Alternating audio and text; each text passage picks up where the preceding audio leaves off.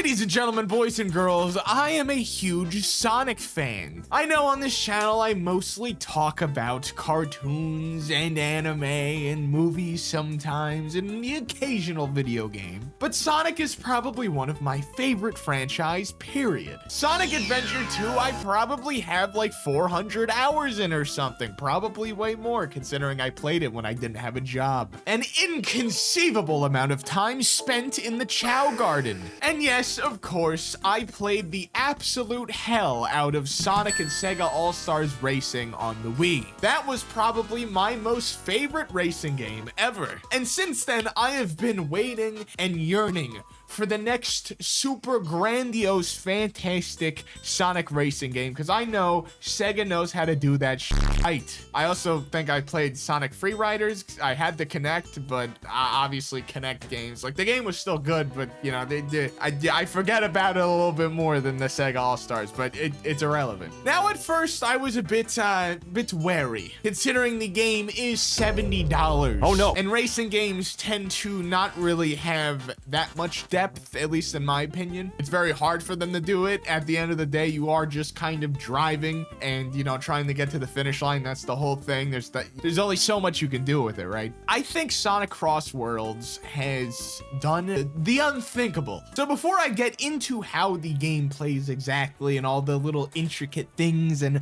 my general super based opinion that I'm sure you're here for, I'm just gonna explain a general match. You start the game off, you know, you charge your boost, you try to hit the little thing that makes you go real good, and then you go. The tracks, they're all beautiful, and there's 3 laps generally, unless I haven't played a mode where there hasn't been, but you know, there could be, I don't know. Except at the start of the second lap, you pick a portal. If you're in first place, you get a random portal and a set one, and you can pick. And the whole second lap for everyone is now played in this CrossWorld. He said it! He said it! And it's really awesome. I'm pretty sure these are like literally completely separate laps that are built for this specific mechanic too. I'm like 90% sure that's the case. Some of them are also worlds on top of that. But it's just really awesome that these races are split up into this. And then on the third lap, you go back to the first world, but now it's basically hard mode. Like there's more routes, there's more, you know, traps, but there's also more power-ups and rings and everything. It's crazy. The chorus starts playing like a really cool version of the song, you know, real hype. It's like Super Sonic Racing, but it's like a big chorus sometimes. That's the general race, right? And in the Grand Prix mode, which is like the main, not story mode, because I don't think there's even a story. I haven't seen it. I've played all the modes, so it's not there. But it's like the main single player, right? Where you have this rival mechanic. My phone just rang, which is like a stronger version that you want to beat of a person throughout the Grand Prix. There's 3 different races in the Grand Prix, and then there's a 4th one where you go through all 3 stages. You don't get the portal mechanic anymore. It just goes through each separate stage that you just played for each lap. It's really amazing. There's also the race park, which you can actually play with like couch play, right? So now you can play with your little brother on the couch and do kind of these alternative game modes where you can fight against teams, and you know, if you do those challenges, you can get rewards like, you know, machine parts and stuff. And that's a big thing. Machine customization, ladies and gentlemen, is a foundational part of Super Sonic, Super CrossWorlds, whatever the hell this game is called. Now there's your plate, and then there's the machine. Your plate, you level up when you start playing. I already have it maxed out, and after that, you start unlocking more gadgets for it. But basically, you get 6 slots, and you can pick from these different, like, perks, and you can have you basically make little custom classes for your just general characters. And you can swap between them if you're in some sort of Grand Prix mode, right? I don't know. I don't think there's, like, a multiple kind of tournament mode yet for online. I'm not sure. Someone let me know. I've only played just single matches, so having the multiple custom classes really doesn't matter, because like if I'm just using this one, I can use it before even hopping into a game. But that's irrelevant. I'm doing ADHD mode again, where I, you know, spurg out in a different direction for no reason. But yeah, you get the gadgets on the plate, and then there's the machine customization. Now I have one gripe with this. I think it's pretty decently balanced. You can select from power, acceleration, handling, boost, and speed. There's those many different machine types. And then you can kind of add different parts, a body, wheels, and the front from all the different characters, and they're gonna keep adding them, and they can mix and match, and they all have different stats kind of equated to them. But if you make a power machine, generally the power is gonna be the highest stat: speed, acceleration, etc. I wish, even though for balance purposes I can understand why they did this for like online, I wish there was a separate mode where you could just have a completely custom vehicle. Now I understand this would be weird considering the extreme gear, which is the boost machines that are literally just surfboards. They don't even have wheels. Maybe you could exclude them from this, but I feel like with the other four, you could actually just kind of mix and match parts completely. I understand this could create some kind of insane super like all-rounder car, but that's kind of the whole point that I'd like to do. You can already play Supersonic in the Grand Prix mode after beating all the rivals, apparently, which he is just a dude who's immune to damage and has maxed out every stat. Like, you already have the cheat code. Let me do it even more. But I digress, whatever the hell that word means. But yeah, there's a lot of customization. I really like it. There's like, what, 23 characters plus a ton of DLC on the way. Another gripe I have is the DLC characters don't have voice lines. It's unacceptable that there are characters in a game, especially the ones made from Sega, like Werehog and the Sonic Prime characters don't have voice lines. You literally had them in the studio, dude.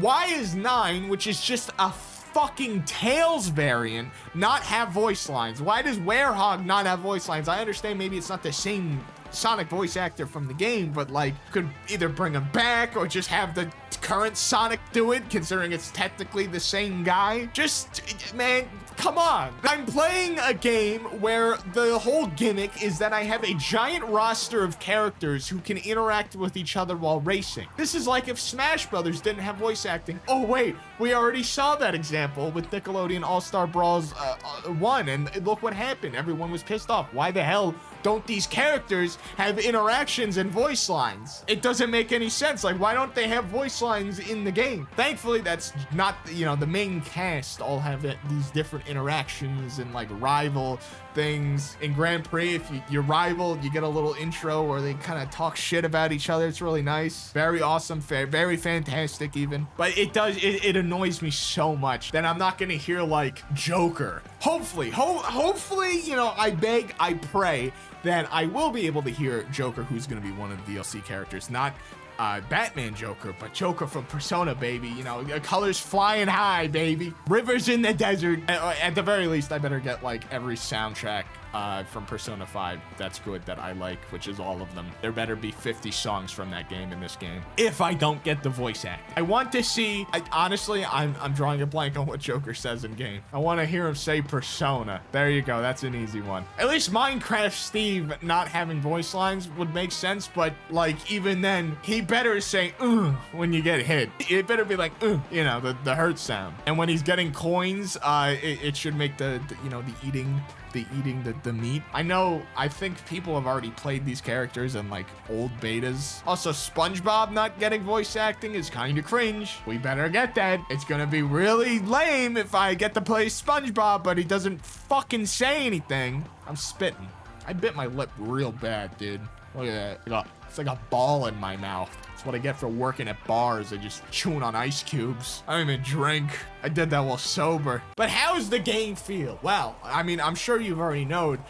It's amazing. The way the cart feels, even with the camera on normal, right? So what I suggest you do when you start playing the game, it's going to both feel and look better. Go into your display settings. If I need to teach you how to go check your options in a video game, you probably shouldn't be playing video games. What are you, like 70 years old at this point? It's in the extras tab if you really need me to tell you where the fucking display settings are. But the first thing there, I'm pretty sure at the top is the like the view. God, is it in display or is it in the first? It's in the options somewhere. I'm pretty sure it's display, but I could be wrong. You can change the camera from normal or original, whatever the hell it says, to dynamic, and the dynamic camera makes the game Ooh, you feel like you're going fast when you're doing 240 miles per hour. That's what it is, right? Miles per hour. Oh, God damn it, miles per hour. Miles. What am I talking about? Help me. Online matches are very fun. I like all the power-ups that you get. There's a lot of, I guess strategies that feel like they work. I'm pretty sure extreme gear are just broken once you learn how to snake with a boost, but that could just be early meta. That could just be, the easiest thing to learn in terms of like builds, I guess. Ironically, even though you're fiddling your stick the entire time to get the boost constantly, it's like the most work you're putting in, but it's really not that hard, right? I guess you also have to dodge people, but like if you set up your build in a way, you don't even need to do that. But like if you want to make a big, super strong power character and just start running into people, and then it also boosts and make you steal coins, you could do that. I don't know. I just wanted to make a video glazing Sonic CrossWorlds. Also, let me know. Sonic Racing CrossWorlds, sorry. If you would like me to make, if you know who Ken is, the Clash Royale YouTuber, I know this is a really weird shout out.